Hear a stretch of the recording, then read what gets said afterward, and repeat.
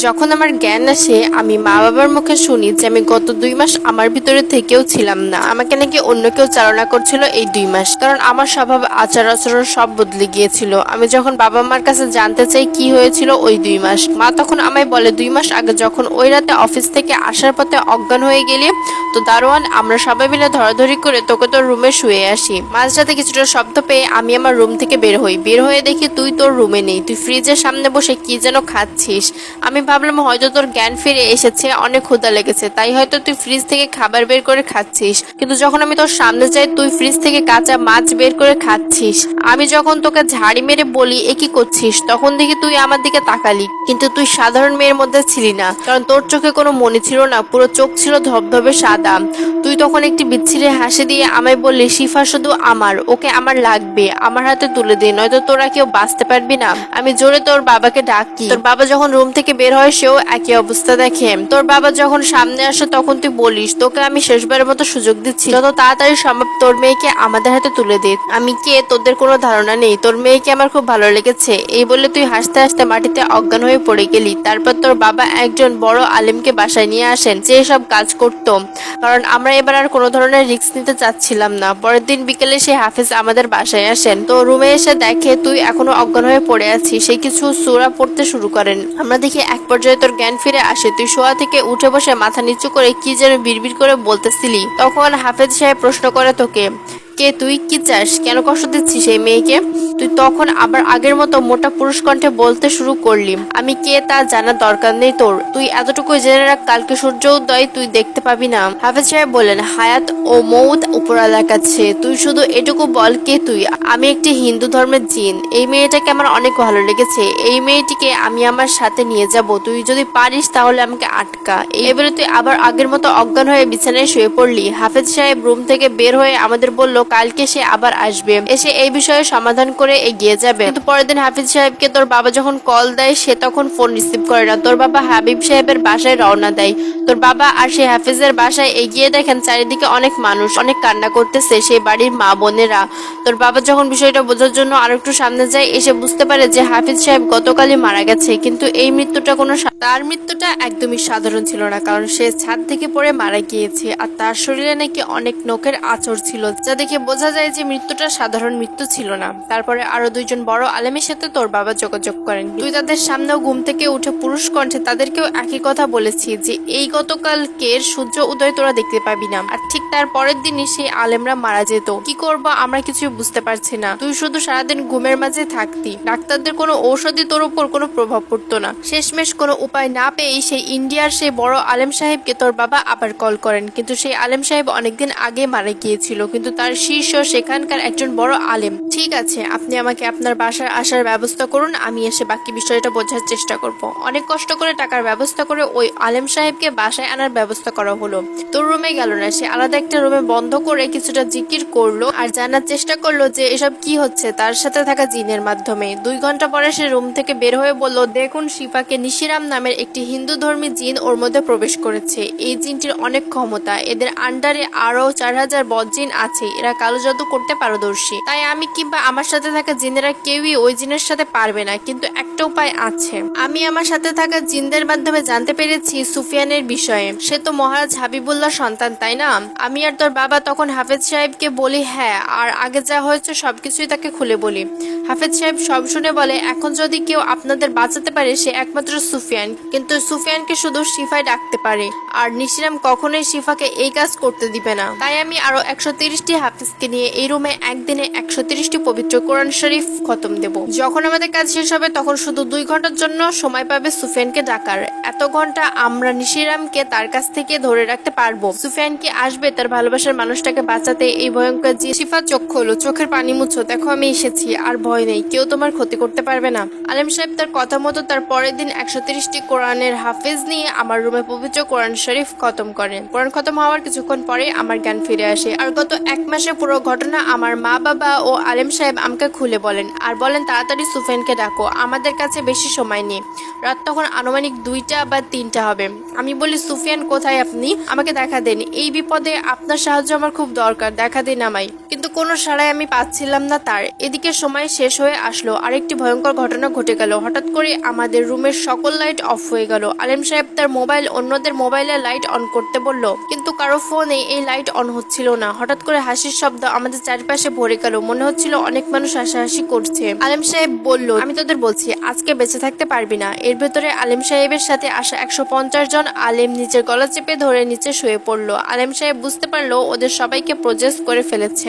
আর হঠাৎ করে আমাদের রুমের দরজাটা অটোমেটিক খুলে গেল আর একটা অবয়বকে আমরা সবাই দেখতে পাচ্ছিলাম। কালো করে চুলগুলো পিছন দিকে ঝুটি করা আর শরীর অনেক লম্বা আর মুখে বিচ্ছিরি হাসি, কিন্তু তার দুটো হাতের বদলে 4টি হাত ছিল আর শরীর অনেক শক্ত মজবুত দেখাচ্ছিল। সে হাসতে হাসতে বলল, আমার নরক দাস নিশিরামের সেনাপতি, আর এখানে 400টি জিন আছে যারা কিনা আমার দাস। এখন বুঝে নে তোদের কি হতে পারে। এই মেয়েকে আমার হাতে তুলে দে, নয়তো তোরা এখনই মারা পড়বি। আলেম সাহেব তাকে বাধা দিতে গেলে সে জিনটা তার 2 হাত দিয়ে তাকে ছুঁড়ে মারে। এতে আলেম সাহেবের একটি হাত সাথে সাথে ভেঙে যায় আর সে ব্যথায় চিৎকার করতে থাকে। ততক্ষণে আমার মা এসব জিনিস দেখে নিজের জ্ঞান হারিয়েছে আর আমার বাবা মাকে জড়িয়ে ধরে রেখেছে। সেই নরক দাস এখন আমার দিকে আসতেছিল। আমার বাবা তাকে বাধা দিতে গেলে সে আমার বাবাকে এক লাথি দিয়ে ঘরের আশপাশে ফেলে দেয় আর আমার হাত ধরে টানতে টানতে নিয়ে যেতে লাগে। কিন্তু হঠাৎ করে আমার রুমের জানালা দিয়ে একটা আলো ঘরে প্রবেশ করে আর সেই নরক দাসকে দূরে ছুঁড়ে মারে। আমি বুঝতে পারলাম কে এসেছে, কিন্তু আমি আমার চোখ বন্ধ করে কান্না করতেছিলাম। সুফিয়ান সেই নরক দাসের গলায় পাড়া দিয়ে তার 4টি হাত টেনে ছিঁড়ে ফেলে। এতে নিশিরামের সেনাপতি নরক দাস চিৎকার করতে করতে আগুনের কয়লা হয়ে উড়ে চলে যায়। এর মানে নরক দাসকে সুফিয়ান মেরে ফেলেছে। সেনাপতি যখন মারা যায় তার সাথে আসা 400 জিন সাথে সাথে ঘর থেকে পালিয়ে চলে যায় আর 150টি আলেমের জ্ঞান ফিরে আসে। সাথে সাথে কারেন্টও চলে আসে, কিন্তু কেউ সুফিয়ানকে দেখতে পাচ্ছিল না। আলেম সাহেব ব্যথা হাত নিয়ে কোনো মতে দাঁড়ায় আর সে সুফিয়ানকে দেখতে পাচ্ছিল, কারণ সে আল্লাহ পাকের নেক বান্দা। তাছাড়া সে জিনদের সাথে কথা বলতো আগে থেকে। আলেম সাহেব আমার বাবাকে বললেন আমার মাকে উঠিয়ে পাশের রুমে নিয়ে যেতে আর তার সাথে থাকা সকলকে বলল, আপনাদের কাজ শেষ, এখন আপনারা যে যার বাড়িতে চলে যেতে পারেন। আলেম সাহেব যাওয়ার আগে সুফিয়ানকে বলল, আপনি হয়তো জানেন সে কে আর সে কি করতে পারে আর শিফাকে কি করে রক্ষা করবেন, আর আমাকে বলবেন কি করে নিশিরামকে পরাজিত করব। সুফিয়ান আলেম সাহেবকে বলেন, ইনশাআল্লাহ আমাদের বিজয় হবে আর কাফেরদের বিরুদ্ধে আল্লাহ পাক আমাদের সাহায্য করবে। আপনি এখন ডক্টরের কাছে চলে যান, কারণ আপনার হাতের একটি হাড় ভেঙে গেছে। এখন আপনার ডক্টরের চিকিৎসা নেওয়া দরকার। আর আমি যতক্ষণ শিফার সাথে আছি সে নিশিরাম এখানে আসার দুঃসাহস কখনোই দেখাবে না। আপনি ফিরে আসার পর যা করা করব, আপনি এখন দেখে শুনে যাবেন। আলেম সাহেব সুফিয়ানকে একটি সালাম দিয়ে ঘর থেকে বেরিয়ে চলে যান। সুফিয়ান সালামের উত্তর দিয়ে রুমের লাইটটি অফ করে দেয় আর রুমের দরজাটি অটোমেটিকলি অফ হয়ে যায়। এবার সুফিয়ান আমার কাছে এসে বলে, চোখ খোলো শিফা, কান্না করো না, দেখো আমি এসেছি। সুফিয়ান আমার কাছে এসে বলে, চোখ খোলো শিফা, কান্না করো না, দেখো আমি এসেছি। আর কেউ তোমার কোনো ক্ষতি করতে পারবে না, তুমি চোখটা খোলো। দেখো সেই আগের মতো নিঝুম অন্ধকার, ছোট্ট একটা আলো, গেট বন্ধ, লাইট নিভানো। একটু তাকাও আমার দিকে। আমি চোখ খুলে সুফিয়ানকে দেখি। কতক্ষণ দেখতেছিলাম আমি জানি না, কিন্তু আমার মনে হচ্ছিল কত হাজার বছর পর আমি সুফিয়ানকে দেখছি আমার সামনে। সুফিয়ান আমাকে বলে, ভয় পেও না, আমার উপর বিশ্বাস নেই তোমার? আমি বললাম, নিজের থেকেও বেশি। আমি তো ভেবেছিলাম তুমি আর আমার কাছে আসবে না আর আমিও হয়তো এই নিশিরামের হাতেই মারা যাব। তুমি না ডাকলে আমি কি করে আসতাম বলো, এটাই তো কথা ছিল। এবার সুফিয়ান শিফাকে বলতে শুরু করে কি করে এইসব হলো। আসলে শিফা যে অফিসে জব করে সেখানকার একটা ছেলে তাকে খুব লাইক করে। ছেলেটি তার সিনিয়র বস ছিল। ছেলেটি যে শিফাকে পছন্দ করতো এটা শিফা জানতো, কারণ শিফাকে সেই ছেলেটি অনেকবার প্রপোজ করেছে। কিন্তু শিফার মনে সুফিয়ান থাকার কারণে সে অন্য কাউকে সেই জায়গাটা কখনোই দিতে চাইতো না। এই কারণে সে কখনো বিয়েও করতে চাইতো না, আর ভালোবাসা তো দূরে থাক। এক পর্যায়ে সেই ছেলেটি শিফার উপরে রাগ করে একটি তান্ত্রিকের কাছে যায় বশীভূত করতে। তান্ত্রিক তার সাথে মোটা অঙ্কের টাকা খেয়ে কাজটি করে দেবে বলে তাকে কথা দেয়। তান্ত্রিক নিশিরামের পুজো করত, তাই নিশিরামের কাছে সাহায্য চায় এই কাজের জন্য। এই কাজের বিনিময়ে নিশিরামকে 2টো কালো মহিষ ভোগ দেবে হিসেবে এই কথা দেয় তান্ত্রিক।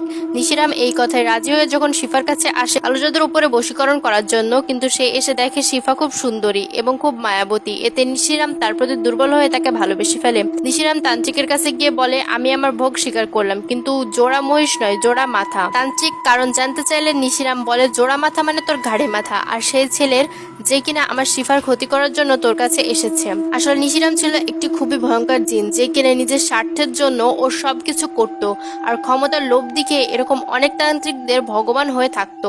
তান্ত্রিক কিছু বোঝার আগে নিশিরাম তার দেহ থেকে মাথাটা টান দিয়ে ছিঁড়ে ফেলে।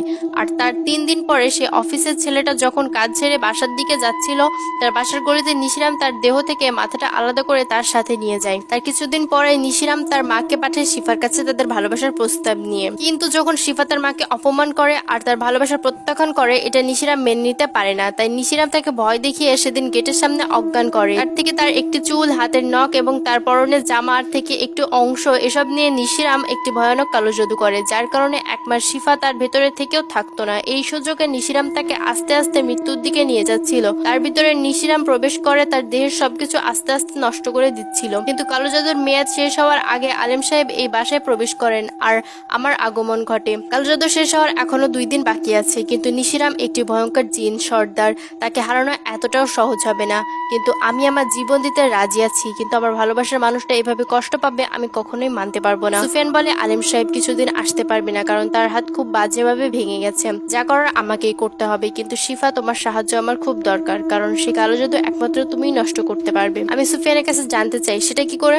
সুফিয়ান বলে, এখান থেকে 130 কিলোমিটার দূরে একটি ভাঙা জমিদার বাড়ি আছে। সে বাড়ির মাঝ বরাবর একটি রুমের মাটির 4 হাত নিচে কুফরি করা সকল তাবিজ রাখা আছে। সেই কালো জাদুর সকল তাবিজ ঘুরে উঠিয়ে সাথে সাথে আগুনে পোড়াতে হবে এই 2 দিনের ভিতরে, নয়তো তোমাকে বাঁচানো কোনোভাবেই সম্ভব নয়। কিন্তু নিশিরাম এটা কখনোই করতে দিবে না। তাই আমি আমার সাহায্যের জন্য আমার বন্ধু ইব্রাহিম ও আরো কিছু সঙ্গীকে নিয়ে কাল রাতে তোমাকেও সাথে নিয়ে সেই বাড়ির উদ্দেশ্যে রওনা করব। কিন্তু আমি জানি না আমি সফল হব কিনা, সেখানে মারা যাব, কিন্তু ওইটুকু জানি মরলে দুজনে একসাথে মরবো, আর যদি বেঁচে থাকি বাকি সারা জীবন দুজনে একসাথে বাঁচবো। তুমি কি আমার উপরে বিশ্বাস করে কাল আমার সাথে যাবে? শিফা বলল, তোমার জন্য এই জীবন একবার না, আমি বহুবার মরতে পারি, কিন্তু আমার ভয় তোমাকে নিয়ে, আমি যদি তোমাকে হারিয়ে ফেলি তো। সুফিয়ান বলে, ভয় পেও না, আমি যতক্ষণ বেঁচে থাকবো তোমার হয়েই থাকবো। এই কথা শেষ করে সুফিয়ান উঠে দাঁড়ায় আর বলে, ফজরের আজান দেবে, তুমি নামাজ পড়ে আমাদের জন্য দোয়া করো। আজ রাতে আমরা একসাথে ওই বাড়িতে যাব। আগের মতোই ছোট্ট একটি আলোর আকার নিয়ে জানালা দিয়ে সে বের হয়ে গেল আর দূর থেকে ভেসে হলো, আসসালামু আলাইকুম, আল্লাহ হাফিজ। আমি তার সালামের উত্তর দিয়ে তাহাজ্জুদের নামাজ পড়ে ফজরের নামাজ পড়ে আল্লাহর কাছে দোয়া করছিলাম যাতে আল্লাহ পাক আমাদের উপরে রহম করেন। আমি জানি না আজকের রাতের যুদ্ধ আমাদের জয় হবে কিনা, কিন্তু আল্লাহ পাকের সাহায্যটা আমাদের খুব দরকার। কি হতে চলেছে আজ রাতে? তাহলে কি তারা জয় হবে নাকি নিশিরামের হাতে মারা পড়বে? জানতে হলে নেক্সট পর্বের জন্য একটু অপেক্ষা করতে হবে।